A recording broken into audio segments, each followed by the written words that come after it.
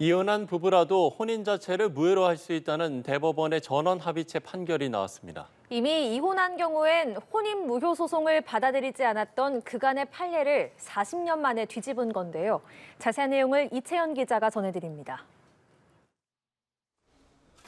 지난 2001년 여성 A씨는 배우자와 결혼한 뒤 3년 만에 이혼을 했습니다.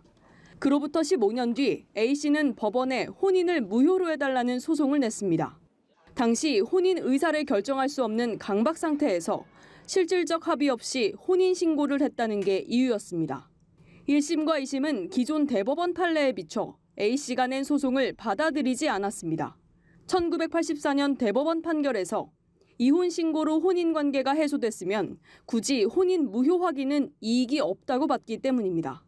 그러나 40년이 지난 현재 대법원의 판단은 달랐습니다.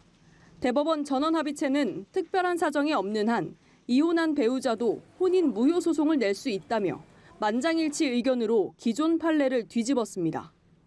혼인 관계가 이미 해소된 이유라고 하더라도 혼인 무효 확인을 구할 이익이 인정된다는 것이 대법원의 일치된 의견입니다.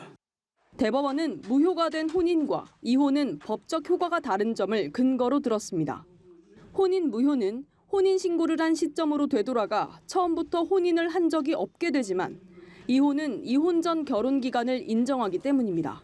혼인 상태에서 당사자 합의가 없었을 때 혼인 무효를 인정해주는 민법 제815조처럼 이혼한 뒤라도 혼인 관계가 무효인지 아닌지 사유를 따져볼 필요가 있다고 본 겁니다.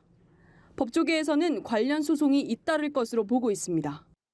이게 실제로는 혼인 무효를 해도 되는 사안인데 이혼을 했던 케이스들도 있는 거잖아요. 이혼이라는 이력보다 혼인 무효가 조금 더 나에게 유리하다라고 생각을 하시는 것 같은 거죠.